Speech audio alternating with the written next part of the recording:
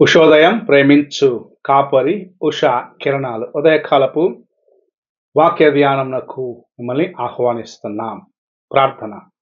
మా స్తుతులకు కారణభూతుడు అయిన గొప్ప దేవ, మమ్మల్ని ప్రేమించి మా కోసము ప్రాణమునిచ్చి మమ్మల్ని విమోచించిన గొప్ప దేవ, ఈ ఉదయకాల సమయానికై వందనములు స్తోత్రములు చెల్లించుకుంటున్నాం. తండ్రి, మమ్మల్ని ప్రేమించిన విధానము నాయన ఎంతో ఉన్నతమైనది.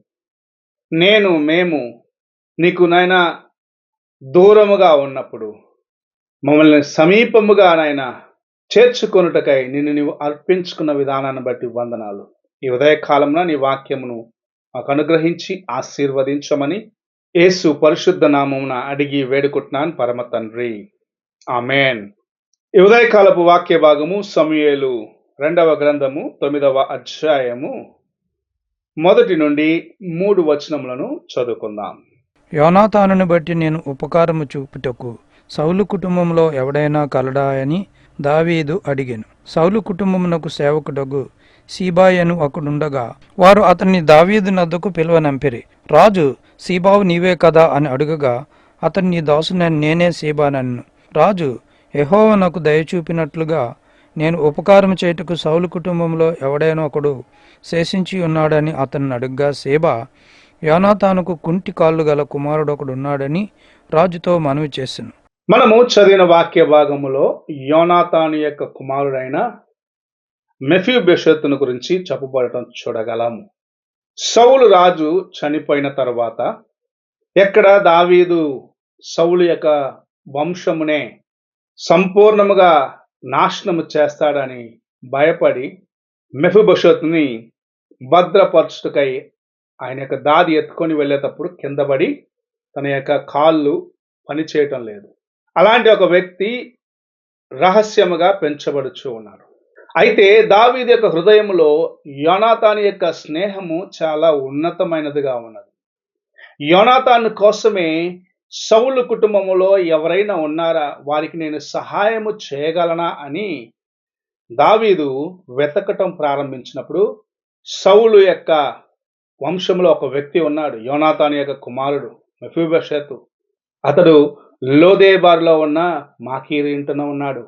అతడు అవిటివాడు అని అనేక కార్యములను చెప్పటం చూడగలం. అయితే యోనాతాను బట్టి నేను అతనికి సహాయము చేయాలి గనక అతన్ని తీసుకొని రండి.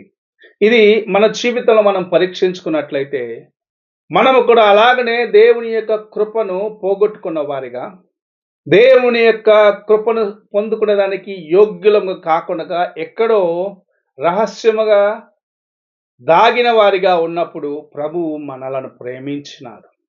అతడు నాతో పాటు ఉండేదానికి నేను మార్గము తెరవాలి, నా యొక్క భోజన బలలో నాతో పాటు పాల్గొనేదానికి అతనికి నేను సమస్తమును సిద్ధపరుస్తున్నాను అన్న రీతిగా ప్రభువైన యేసు క్రీస్తు ఈ లోకమునకు దిగి వచ్చి తండ్రికి మనకు మధ్య ఉన్న ఆ దూరమును తగ్గించుటకు, ఆయనకు సమీపించేదానికి మనకు మార్గాన్ని సరళము చేయుటకు ఈ లోకమునకు దిగి వచ్చి సిలువలో తను తాను అర్పించుకున్నాడు. ఆ ప్రేమను బట్టి, ఆయన మనల్ని ప్రేమించిన దాన్ని బట్టి మనము దేవుని యొక్క రాజ్యములో ఆయన యొక్క వారసులుగా ఒక దినమున పరలోకమందు ఆయన బలలో పాల్గొనేదానికి తన కృపను అనుగ్రహించినాడు. ఈ లోకములో కూడా మనము జీవిస్తున్నప్పుడు ఆ కార్యమునకు నమూనాగా అనేక మంది విశ్వాసులు ఆయన యొక్క బలలో పాల్గొంటూ ఉన్నాం. ఈ ఉదయకాలమున నీవు అర్హుడు కాకపోయినను, నీవు చేసిన కార్యములను బట్టి, నీకు ముందున్న నీ పితరులు చేసిన కార్యములను బట్టి నీవు దేవుని సన్నిధికి దూరమైపోయినప్పటికీ ప్రభు అయిన యేసుక్రీస్తును ఆయన ఈ లోకమునకు పంపించి యేసుక్రీస్తు యొక్క ప్రేమ చేత నిన్ను నన్ను సంరక్షించి మనము ఆయన వారిగా ఉండాలని ప్రభు ఆశించినాడు. ఆయన యొక్క బలలో పాల్గొనాలి, ఆయనతో పాటు యుగ యుగములు జీవించాలి, మనకు శాశ్వతమైన ఆ కృపను అనుగ్రహించాలని ప్రభు ఆశిస్తూ ఉన్నాడు. ఆ కృప కోసము నీవు నేను ఆశించిన వారిగా ఉన్నామా? ఆయన యొద్దకు వచ్చి మనల్ని సమర్పించుకునే వారిగా ఉన్నామా? ఒక్కసారి పరీక్షించుకుందాం. దావీదు మహారాజు మెఫీబోషెతును వెతికినప్పుడు ఎక్కడ తన ప్రాణమునకు హాని కలుగుతుందో అని అతడు భయపడలేదు. రాజు పిలిచినప్పుడు వచ్చినాడు. తనలో భయం ఉండొచ్చు, కానీ రాజు యొద్దకు వచ్చినాడు. అందుకే ఆయన యొక్క బలలో పాల్గొనే ఒక కృపను, ఆయనతో పాటు భోజనపు బలలో పాల్గొనే ఒక కృపను సంపాదించుకున్నాను. ప్రభు నిన్ను నన్ను పిలిచినప్పుడు నీవు పాపములో ఉంటూ, అయ్యో నేను ఇలాంటి స్థితిలో ఉన్నానని ఇంకా దేవునికి దూరముగా వెళ్ళిపోయినట్లయితే, ప్రభు మనలను ప్రేమించి ఆహ్వానించినప్పుడు ఆయన కృపను నిర్లక్ష్యము చేసినట్లయితే, ఆయన రాజ్యములో ఆయనతో పాటు ఉండే కృపను పోగొట్టుకుంటాం. ఆ కృపను మనకు అనుగ్రహించే దానికోసమే ప్రభు ఈ లోకమునకు దిగి వచ్చినాడు, మనల్ని ప్రేమించినాడు. ఈ దినములలో మనము ఆయన యొక్క శిలువ యాగమును జ్ఞాపకం చేసుకుంటున్నామంటే ఆయన మనల్ని ప్రేమించిన విధానాన్ని బట్టే.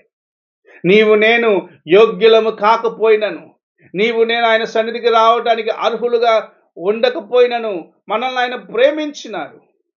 ఆ ప్రేమ శాశ్వతమైనది, ఆ ప్రేమ ఉన్నతమైనది.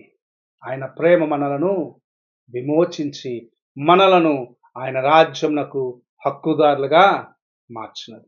తగని వాళ్ళమైన మనల్ని ప్రేమించినాడు ఆయన, దిక్కులేని మనలను ప్రేమించినాడు ఆయన, ఆయనతో పాటు ఉండే కృపనిచ్చినాడు. ఆయన యొక్క కృపను సంపాదించుకున్న నీవు నేను అంతము వరకు ఆయనతో పాటు యుగ యుగములు జీవించాలని ఆశిస్తూ ప్రభు మనతో మాట్లాడుచున్నాడు. నీవు ఆయన యొక్క సన్నిధిలో ఉండటకు ఆశ కలిగి ఉన్నావా? నీ హృదయమును పరీక్షించుకో. ప్రార్థన చేసుకున్నాం. మహాపరిశుద్ధుడైన తండ్రి, కృపగల యేసయ్య, ఈ ఉదయకాల సమయంన నీవు మాతో మాట్లాడిన విధానాన్ని బట్టి వందనములు చెల్లించుకుంటున్నాం. మేము యోగ్యులము కాకపోయినను, మా యొక్క గత జీవితము నీకు అయిష్టమైనదిగా ఉన్నప్పటికీ మమ్మల్ని ప్రేమించి మా కోసము నాయన ఈ లోకమునకు దిగి వచ్చి తండ్రితో మేము సంధి కుదిరించుకునే దాని కోసము, సంధి చేయబడుటకు మా కోసము నిన్ను నీవు అర్పించుకొని చేసిన గొప్ప యాగమును బట్టి స్తోత్రములు చెల్లించుకుంటూ ఈ ఉదయకాల సమయమున నన్ను మమ్మల్ని నాయన నీకు ఇంకా చేరువవటానికి సహాయము చేయమని, మాలో ఉన్న ప్రతి బలహీనతలు సరి చేసుకొని నీ వైపు చూసే కృపను దయచేయమని యేసు పరిశుద్ధ నామమున అడిగి వేడుకుంటున్నాను పరమ తండ్రి, ఆమేన్. తండ్రి అయిన దేవుని ప్రేమ, కుమారుడైన క్రీస్తు కృప, ఆదరణకర్తైన పరిశుద్ధాత్మక సహవాసము ఇప్పుడును ఎల్లప్పుడూ తోడై ఉండి సదాకాలము నడిపించును గాక. ఆమేన్.